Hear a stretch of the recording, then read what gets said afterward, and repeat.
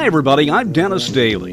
I spent 20 years with United Press International, most of it with the old UPI Radio Network.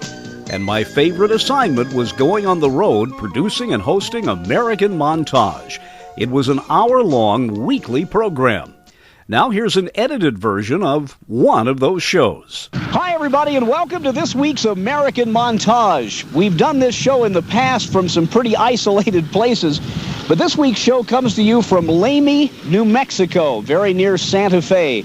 And in the background you may hear a train arriving. An excursion train has come all the way up here from Santa Fe. There is a lot of beautiful adobe here and a tremendous amount of history. And it goes back a long, long time. It is the place, of course, that was the terminus of the Santa Fe Trail. And the Santa Fe Southern Railroad train is now pulling in with a lot of people. Interestingly enough, the cars are from the Central Railroad of New Jersey. This itself harkens back to a time when the railroads were the way people got around. So this week we're going to talk about Chili's and Lord knows what else. It was a marvelous fiesta at that railroad siding out in the middle of nowhere, but then it was back to Santa Fe, the state capital, for one of the most beautiful sunsets I've ever seen in my life. The next day I walked around the square of a city founded by indigenous peoples about 1000 A.D. The Spanish came here in 1500 A.D. There are a lot of things here, boutiques, art collections, and the most fantastic collection of chilies I've ever seen at the Chili Shop. Sue Ann Armstrong is a co-owner.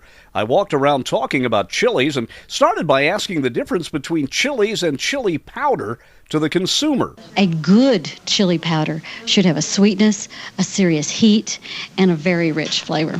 For the most part, then, are chilies flavored with the powder of the chili rather than pieces of them? I think that is the most commonly found form of chili, is the chili powder. And a good chili powder will be purely the chili meat. The seed and the stem will be removed, and the chili will be very finely ground. Now, is it improper to say chili pepper? No. Because then you have jalapenos, which are peppers. Are they cousins? Are they the same family? How does that... They're all in the same family. They're all part of the capsicum group. There's two different, and I can't even remember the name of the other chili. But yes, the jalapeno is a very close cousin to the New Mexico chili, and the poblano, the ancho, the pasilla negro, and all the other different forms of chilies. Well, now, in the case of peppers, they usually are not dried. We see them in just a regular form, I guess cousins maybe to the bell peppers. Mm-hmm. But yet, when I think of chilies, and you have rings of them up here that kind of look like Christmas wreaths in a way, I think of them as being dried, and as you say, quite often in powdered form. Mm-hmm. Are they ever used in a similar manner in cooking to where we would see a regular pepper used? Oh, indeed. Many, particularly the ones that you see in the wreaths, make marvelous stir-fry dishes. And you'll use the whole pepper in the dish. Some chilies are crumbled whole into a dish, so you get flake and seed, or like what you sprinkle on your pizzas. Mm-hmm. That's a chili pepper, coarsely crumbled, and that's a marvelous form. You get a lot of good texture with it that way. And then when they're whole and fresh, they'll be stuffed or chopped for what we call green chili stew and green chili sauces. Can you pretty much categorize by the color how, and you use the word hot here rather than spicy, how hot the chili is going to be, or like onions, can you be surprised sometimes? You can absolutely be surprised. The color of the chili really has nothing to do with the heat level. One of the best gauges for heat level is the general size of the chili. Typically, the smaller it is, the hotter it is. More concentrated. Yes. In a way, but you could think of it that way. Indeed. But a chili that is green and then turns red, its heat level does not change in that process. Though typically when we eat it green, it's fresh and chopped, and then when we eat it red, it's dried, so the heat is more concentrated. So though the chili itself is really no hotter, you're getting it in a more concentrated form. What are the most common questions you get from people who are just, much as myself, really neophytes at this? I have really only recently gotten into any kind of spicy foods, and that was through my introduction to Chinese food. When I moved to Washington, D.C., I still shy away from things. I remember I had a supervisor when I was with the agriculture department who had lived in Mexico City, and we went to a Chinese restaurant. He ordered the spiciest thing he could and then put hot sauce on it, sat there and sweated as he ate and said, boy, this is good. There are some people who are just really into that.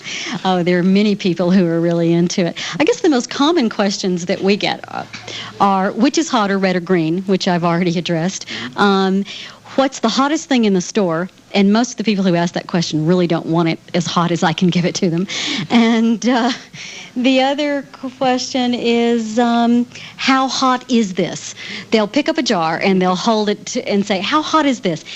An incredibly difficult question to answer because my version of hot and your version of hot are totally different. And so you have to go through this. Where are you from? What are you used to eating? To try to answer that question for them. When you make a good red chili sauce in New Mexico, you'll use a half a cup of chili powder in a recipe. That has to be a exquisite chili powder with a subtle heat because you want the richness of that flavor to come through. And then you lightly season it with garlic, maybe a little cumin, and it's lovely, and it is the basis of what we do. You may be able to guess where I'm going with this, but the other day on the Frugal Gourmet, Jeff Smith, who's in Chicago, he showed different items into which you could put chili powder.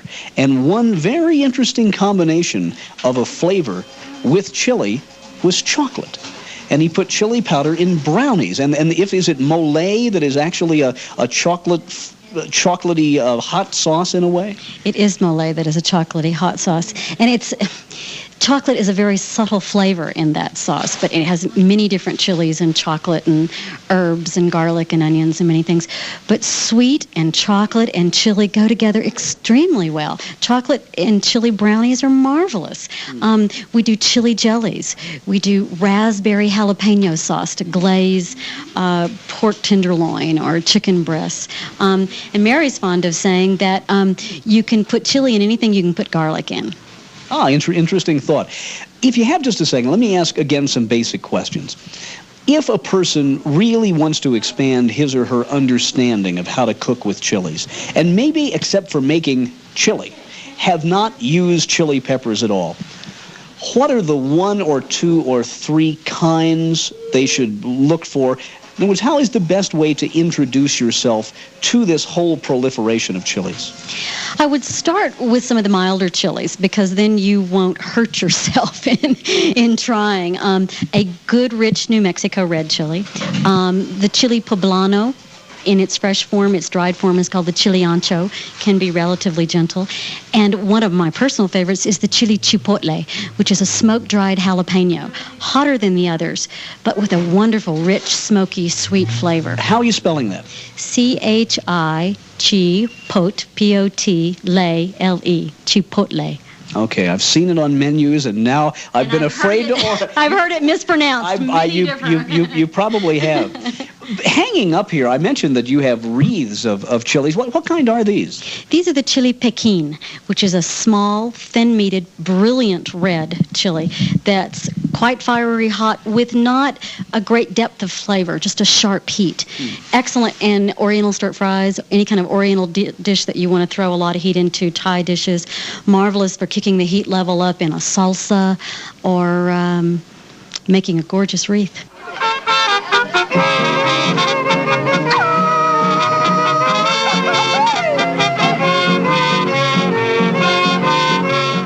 We're bringing you some of the sights and sounds of the Santa Fe, New Mexico area. What you're listening to is a presentation that was given to visiting media and people during the Wine and Chili Festival that happened recently in Santa Fe. They took us via train down to a little intersection called Lamy, New Mexico. Ay, mamá, me aprieta este señor. Ay, mamá, qué repegada estoy. Siento ya morir de la emoción. Échale un quinto al piano y que siga el vacilón.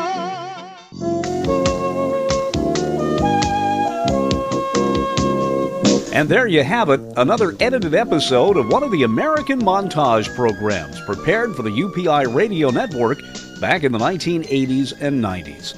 I'm Dennis Daly. Thanks for listening. Thanks for going with me this week. and check YouTube for more American Montage programs.